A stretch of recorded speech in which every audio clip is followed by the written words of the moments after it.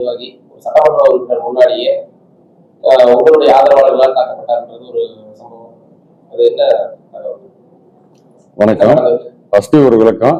இந்த கேள்வியிலேயே ரெண்டு தப்பு என்னன்னா, ஏன் முன்னால் நடக்கல ஒண்ணு, அப்படி தாக்கப்பட்டாருங்கிறதும் இல்லை, அப்படி எதுவும் நடக்கவே இல்லை, தாக்கவும் இல்லை, ஏன் முன்னாலும் நடக்கல.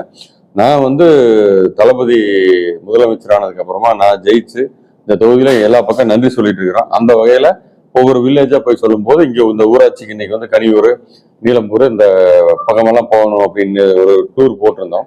அப்படி போகும்போது அந்த கனியூர் அந்த 4 கார்னர்ல ரைட் திரும்பும்போது கிரௌட் அதிகமா இருந்தது. நான் கீழே இறங்கும் போது மணி 9:35 9:40. ஏன்னா அதுக்கப்புறமா சொல்றாங்க இன்னும் 2 பாயிண்ட் இருக்குன்னா வேகமா முடிங்க அப்படின்னு சொல்லிட்டு 10 மணிக்குள்ள முடிக்கணும்னு. அப்போ நான் 2 பேர் ஆராத்தி எடுத்தாங்க. போதுமா, நான் திரும்ப இன்னொரு நாளைக்கு வரும்போது ஆராத்தி எடுத்தான்னு சொல்லிட்டு நான் வண்டியில ஏறி மேல நன்றி சொல்லிட்டு நான் கிளம்பி போகும்போது ஒரு 2 பேர் ட்ரங்க் ஃபுல்லா குடிச்சிருந்தாங்க. அவங்க சத்தம் போட்டிருந்தாங்க. ரொம்ப சத்தம் போட்டாங்கன்னு சொல்லி போட்டு அந்த ஓரமா கூட்டிட்டு போங்க அந்த பையனை சொல்லிட்டு நாங்க வண்டி எடுத்துட்டு கிளம்பிட்டோம். ஒரு 4-5 கிலோமீட்டர் போகும்போது தான் ஒரு இஷ்யூன்னு சொல்லி சொன்னாங்க. நான் திரும்பி வரேன்னு சொன்னேன். வேண்டாம்னா நாங்களும் கிளம்பிட்டோம் அப்படின்னாங்க. அப்புறம் தான் அந்த நைட் ஒரு 12 o'clock நான் வீட்டுக்கு போகும்போது இந்த மாதிரி ஸ்டேஷன்ல எல்லாம் நிக்கிறாங்க அப்படிங்கிற மாதிரி சொன்னாங்க. சரி, நானும் திரும்ப ஸ்டேஷனுக்கு வந்தா எந்த கம்ப்ளைண்ட்டும் கொடுக்கலைங்க அப்படின்ட்டாங்க. சரி, நான் திரும்ப வீட்டுக்கு போயிட்டேன். காலையில பார்க்கும்போது தான் இந்த மாதிரி சன் டிவியில ஒரு நியூஸ் ஓடிட்டு இருக்கு அப்படின்னாங்க. சரி, சன் டிவி பத்தி நமக்கு தெரியுங்கனால நான் பெருசா எடுத்துக்கல. பட் இருந்தாலும் பார்க்கணுமே, நிறைய பேர் கூப்பிட்டாங்க. இந்த மாதிரி ஓடிட்டு பாத்தீங்கன்னா பார்க்கும்போது தான் தெரிஞ்சது இந்த வசந்தின்னு ரொம்ப பேட்டி கொடுத்துருந்தாங்க, நான் இந்த மாதிரி அட்மிட் ஆயிருக்கேன்ட்டு. சரி, நான் அந்த பொண்ணோட பேசுறேன்னு நான் ட்ரை பண்ணேன், இது எடுக்கல. சரின்னு விட்டுட்டோம். வேற ஒருத்தர் வச்சு பேசுனேன் எடுக்கல. சரின்னு விட்டு அப்புறம் மறுபடியும் இப்ப காலையில பேசினாங்க. இதுல என்னன்னா, அந்த சம்பவம் நடந்தது அவங்க கூட வந்த ஆளே ஒரு பையன் அவங்கள பிடிச்சி தள்ளுறான். அதுக்கு உண்டான வீடியோவும் இருக்கு. அந்த இதுல அவங்க நில குனிஞ்சு போய் தள்ளி போய் நிக்கிறாங்க. நின்றுட்டு திரும்ப அந்த காருக்கு வழி விடுறாங்க. நம்ம அந்த ஒன்றிய செயலாளர் ஒரு தம்பி காருக்குள்ள இருக்கிறாரு. அந்த பையனையும் இந்த தள்ளி விட்ட பையன் அந்த லேடியை தள்ளி விட்ட பையன் அவங்கள அந்த பையனை அடிக்கிறான். அடிச்சு கார் கண்ணாடி எல்லாம் திருப்புறாங்க. பட் அந்த பையன் என்ன யார் என்னங்கிறத இப்ப விசாரிக்க சொல்லியிருக்கு. அடுத்தபடி கோஷ்டி போசலோ அந்த மாதிரி எதுவும் இல்லை. ஏன்னு கேட்டீங்கன்னா, நாங்க நன்றி சொல்ல தான் போயிருக்கோமோ ஒழிய எந்த ஒரு பிரச்சனை பேசுறதுக்கோ அந்த மாதிரி எதுவும் போகல. நன்றி சொல்ல போன இடத்துல இந்த மாதிரி ஒரு இன்சிடென்ட், அது ஒரு கூட்டத்துல நெரிசல நடந்தது. அந்த பையன் யாருன்னு விசாரிக்க சொல்லியிருக்கு. அந்த பையன் தான் இந்த அம்மா. ஆனா கடைசியில பார்த்தா அந்த பையன் அந்த அம்மாவோட வசந்தியோட வந்த ஆள் தான்.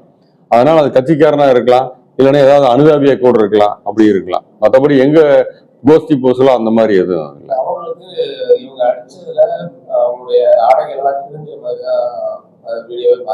கரெக்ட். அது எப்படின்னு கேட்டீங்கன்னா, சத்தியம் டிவியில அவங்க பேட்டி கொடுக்குறாங்க. அப்போ அந்த கிளியில எந்த துணியுமே. சன் டிவியில பேட்டி கொடுக்குறாங்க, அப்ப கிழிஞ்சிருக்கு. சன் டிவி பத்தி எல்லாத்துக்குமே தெரியுமே, அவங்க எப்படி ஒரு விஷயத்த ஊதி பெருசாக்குவாங்கன்னு தெரியும்.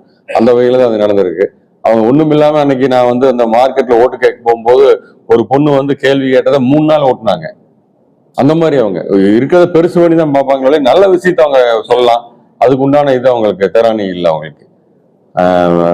இது நடந்தது ஒரு அன்எக்ஸ்பெக்டடா அது அந்த கூட்டத்தில் நடந்தானே ஒழிய அதோட எந்த ஒரு நோக்கமும் இல்லை, எந்த நோக்கமும் கிடையாது. இதுல யாருக்குமே கிடையாது, அவங்களுக்கும் கிடையாது, எங்களுக்கும் கிடையாது.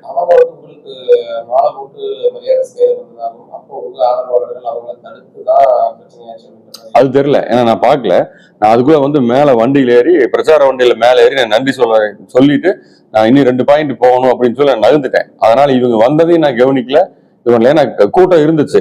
ரெண்டாவது அந்த ஒரு தண்ணி போட்டு ஒருத்தர் ரொம்ப சத்தம் போட்டு இருந்தாரு. அதனால இவரை முதல்ல அப்புறம் கொண்டு போங்க, ஏன்னா நான் பேசுறத வெளியே கேட்க மாட்டேங்குது, இது டிஸ்டர்பன்ஸா இருக்குன்னு சொல்லி அதெல்லாம் பார்த்துட்டு நான் உடனே நன்றி சொல்லிட்டு நான் கிளம்பிட்டேன். தேவையில்லாம நைட் 10 மணிக்கு அங்க பிரச்சனை பண்ணக்கூடாது அப்படின்ட்டு நான் கிளம்பிட்டோம். பட் கிளம்புனதுக்கு அப்புறம் தான் இந்த விஷயம் நடந்திருக்கு. பட் அந்த லேடிக்கும் யார் தள்ளினாங்கன்னு தெரியல. வீடியோ பார்க்கும்போது தெரியுது அவங்க கூட வந்தாலும் தள்ளியிருக்காரு. இருக்கிறாங்க. அதெல்லாம் எதுவும் கிடையாது. ஏன்னா இப்ப அவங்க ஹஸ்பண்ட் ஒரு வண்டி ஓட்டிட்டு இருந்தாரு, ஒரு பிக்கப் வண்டி. அதைத்தான் நாங்க எடுத்து இதுக்கே பயன்படுத்திட்டு இருந்தோம். அதுக்கு என்ன டெய்லி ரெண்ட் பேசி பிரச்சாரத்துக்கு பயன்படுத்தி இருந்தோம். ஸ்பீக்கர்லாம் வச்சு அந்த வண்டியில ஓட்டிட்டு போயிருந்தோம். நான் பின்னால பிரச்சாரம் போய் பண்ணும்போது அவங்க கட்சியில் இருக்காங்க, அவங்க எனக்கு நல்லா தெரியும். பட் அந்த அம்மா கூட பேசிய 1 மாசத்துக்கு மேலாச்சு. பேசவும் இல்லை. இப்ப காலையில் இப்ப பேசும்போது சொன்னாங்க, எனக்கு த்ரோட்டு கொஞ்சம் இன்ஃபெக்ஷனா நான் டிஸ்சார்ஜ் ஆயிட்டேன், 2 நாள் கழிச்சு பாக்குறேன் அப்படின்னாங்க. நானும் 2 நாள் ஊர்லமா மண்டே வாங்கன்னு இருக்கேன்.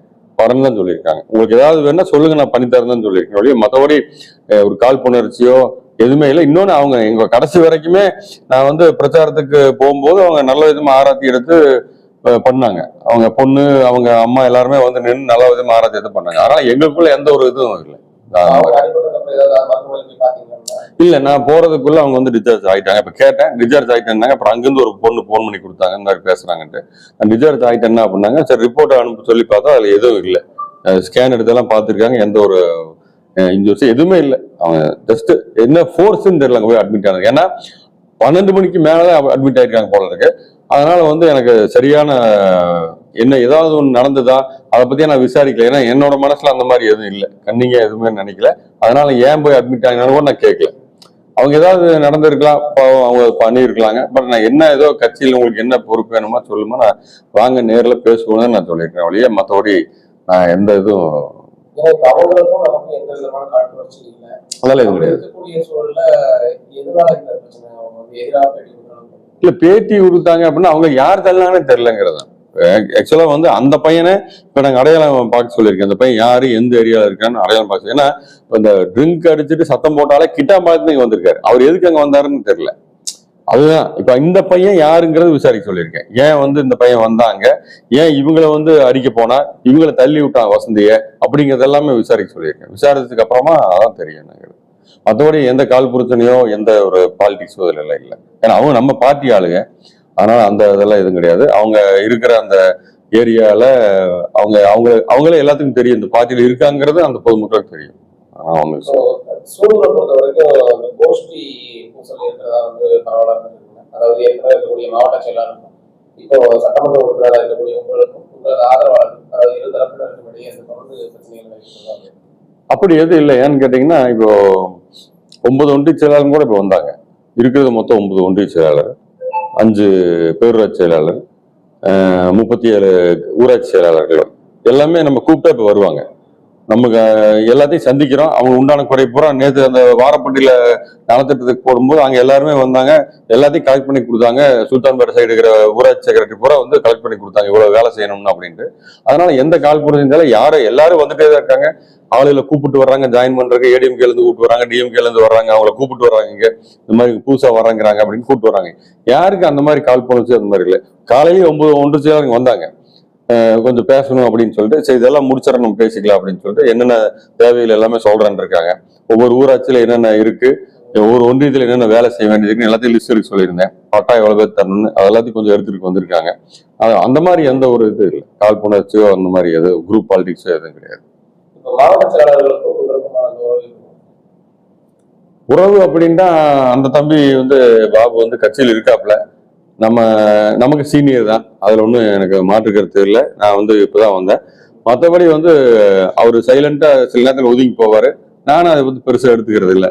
ஏன்னா அவர் உக்கரத்துல இருந்து இங்க வரணும், அந்த டிஸ்டன்ஸ், அவர் வந்து தொகுதியில் அதிகமா தொகுதிக்குள்ள அவர் பரிச்சயம் இல்லை. அதனால நான் அது வந்து பெருசா எடுத்துக்கிறது. நம்ம ஜெயிச்சாச்சு, மக்களுக்கு என்ன செய்யணுங்கிற அந்த சிந்தனையில் நான் போயிட்டு இருக்கேன். ஏன்னா 5 வருஷம் நம்மளுக்கு ஒரு சந்தர்ப்பத்தை கொடுத்துருக்காங்க பொதுமக்கள். இந்த 5 வருஷத்துல நம்மளுக்கு ஓட்டு போட்ட 90,000 பேரு, ஓட்டு போடாதவங்க 1,80,000 பேரு, 2 லட்சம் பேரு, இது எல்லாத்துக்கும் சேர்ந்து நல்லது பண்ணணும். அது போக இருக்கிற சில்ட்ரன்ஸ் இருக்காங்க, ஸ்டூடெண்ட் இருக்காங்க, இவங்க எல்லாத்துக்கும் நல்லது பண்ணணுங்கிறது என்னோட முயற்சி. 5-6 லட்சம் பேர் இருக்காங்க சூலூர் தொகுதியிலன்னா இந்த 6 லட்சம் பேருக்கு என்ன செய்யணுமோ அந்த சிந்தனையில நான் ஓடிட்டு இருக்கேன். இங்க இருக்கிற பெரிய பெரிய வேலை இருக்கு. 15 வருஷமா எந்த வேலையும் நடக்கல இங்க. அதனால நம்ம இப்ப வந்து இப்பதான் எல்லா வேலையுமே ஆரம்பிக்கிறோம். அதனால அந்த குறையில்லாத ஒரு சூழலா மாத்தணுங்கிறது என்னோட ஆசை. அதுக்குண்டான முன்னேற்பாடுகள் நடந்துட்டு இருக்கு. அப்படி நான் ஓடிட்டு இருக்கிறேன். அதனால நான் வந்து இந்த கோஷ்டி பூசல் அதை பாக்குறது அதெல்லாம் நான் பார்க்கவே மாட்டேன்.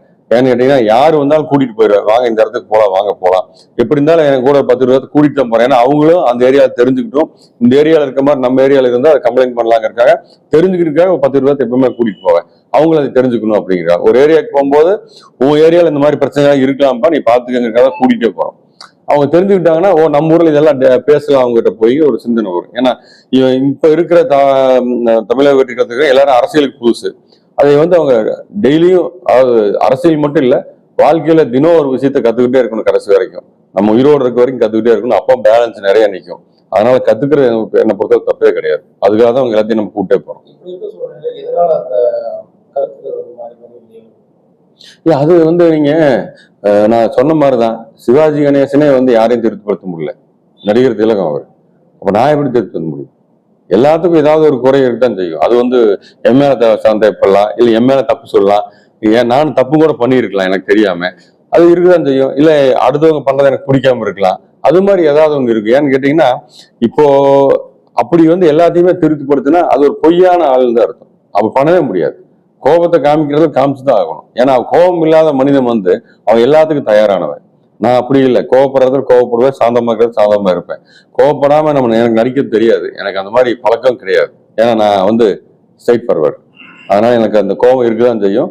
அந்த கோபங்கிறது வந்து எல்லா நேரத்திலும் இருக்காது, ஏதாவது ஒரு டைம் இருக்கு. கோபமே படாத மனிதன் வந்து அவன் வந்து எப்படி இருப்பானுங்கிறது உங்களுக்கு தெரியும். அப்படி எப்பட்ட மனிதர்கள் இல்லை.